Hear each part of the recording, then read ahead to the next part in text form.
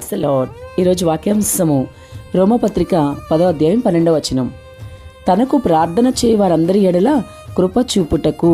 ఆమేన్, హల్లెలూయా. ప్రభు ఈ వాక్య భాగం నుండి ఈరోజు మనతో ఏం మాట్లాడుతున్నారు, మనల్ని ఎలా ధైర్యపరుస్తున్నారో చూద్దాం. తనకు ప్రార్థన చేయ వారందరి ఎడల కృప చూపుటకు. నిజమే, ప్రభువుకి ప్రార్థన ఎవరైతే చేస్తారో వారి పట్ల ఆయన కృప మెండుగా హెచ్చుగా ఉంటుందన్న విషయం ఈరోజు మనందరం నమ్మాలి. సహోదరి సహోదరుడా, ఈరోజు నీ పరిస్థితి ఏంటి? ప్రార్థించే వ్యక్తిగానే ఉన్నావా? నీవు గనుక ప్రభుకు ప్రార్థన చేస్తే ఆయన కృప నీ పట్ల ఉంటుంది. కృప అనగా చాలాసార్లు మనం చెప్పుకున్నదే, మనకి యోగ్యత లేకపోయినా అర్హత లేకపోయినా ప్రభు యొద్ద నుండి వచ్చేదాన్నే కృప అంటారు. అటువంటి కృప ప్రభువు నీకు ఇస్తున్నాడు. అయితే నీవు అటువంటి కృప పొందుకోవాలంటే మొదటిగా నీవు ప్రభుకి ప్రార్థన చేయాలి. అందుకే వాక్యం చాలా వివరంగా అపొస్తలుడైన పౌలు రోమా సంఘానికి రాస్తూ తనకు ప్రార్థన చేయ వారందరికీ కూడా కృప చూపుటకు ఆయన సమర్థుడని చెప్తున్నాడు. నిజమే కదా, ఎవరైతే ప్రార్థిస్తారో, ఎంతమంది అయితే ప్రార్థన చేస్తారో వారందరి పట్ల కృప చూపిస్తారంట. ఆయన కృప పొందుకోవాలంటే సహోదరి నువ్వు ఈరోజు ప్రార్థన చేయాలి. సహోదరుడు నువ్వు ఈరోజు ప్రార్థన చేయాలి. క్రైస్తవులు నేటి కాలంలో గమనిస్తే అస్సలు ప్రార్థన లేని వారిగా ఉంటున్నారు. ప్రభుని తలుచుకోవడం కానీ, స్తుతించడం కానీ, ఆయనకి ప్రార్థన చేయడం కానీ, కావలసినవి అడగడం కానీ ఏమీ లేకుండా మరి కేవలం నామమాత్రపు క్రైస్తవులుగా అనేక మంది ఉంటున్నారు. అలా ఎంత మాత్రం నీ ఉండడానికి వీల్లేదు. ప్రభు నీతో మాట్లాడుతున్నారు. ఈ వాక్య భాగం నేను సమీపిస్తూ ఉంది అనగా ప్రభు నీతో సూటిగా మాట్లాడుతున్నారు. కాబట్టి సహోదరి సహోదరుడా, నువ్వు ప్రార్థించడం మొదలుపెట్టు. అసలు ప్రార్థన చేసినవి ఎన్ని రోజులైంది? నీకు అర్థమవుతుంది ఆ విషయం?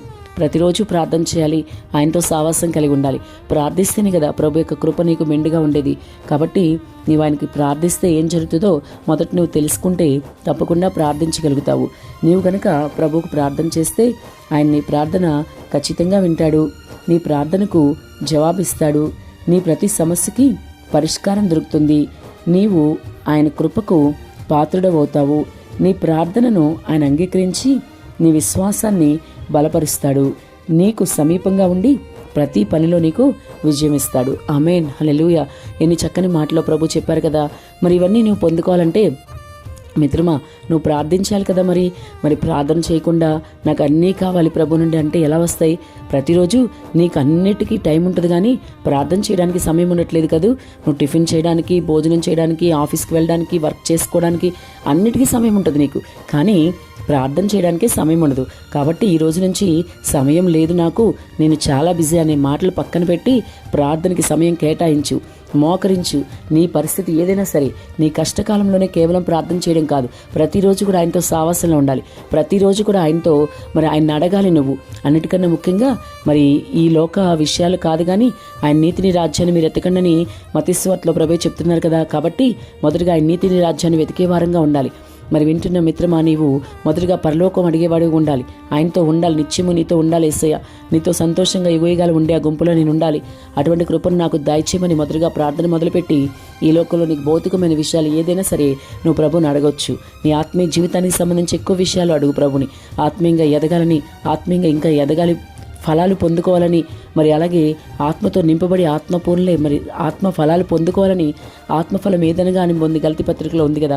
అట్లా నువ్వు ఫలాలు పొందుకునే వ్యక్తిగా ఉండాలి, కానీ ప్రార్థన లేని వ్యక్తిగా ఉండడానికి వీలేదు. నువ్వు ప్రార్థన చేయకపోతే దుష్టుడు నీ యొద్దకు చాలా సులువుగా వస్తాడు.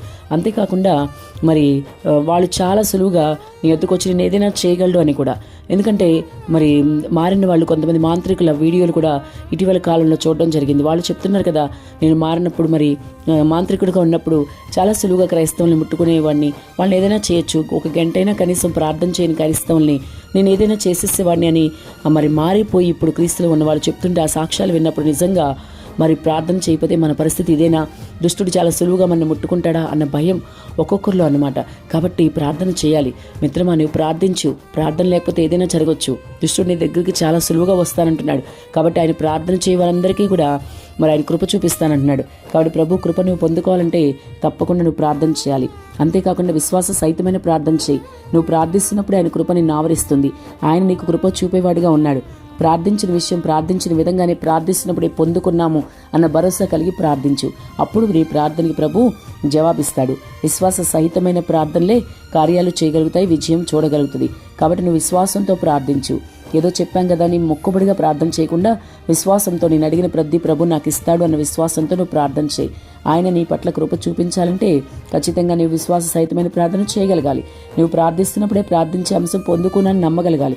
నీ ప్రార్థనలో నిజాయితీ ఉండాలి. యథార్థంగా నీవు ప్రార్థించగలగాలి. నీ పట్ల కృప చూపుటకు ఆయన ఐశ్వర్యవంతుడై ఉన్నాడు. ఆమేన్.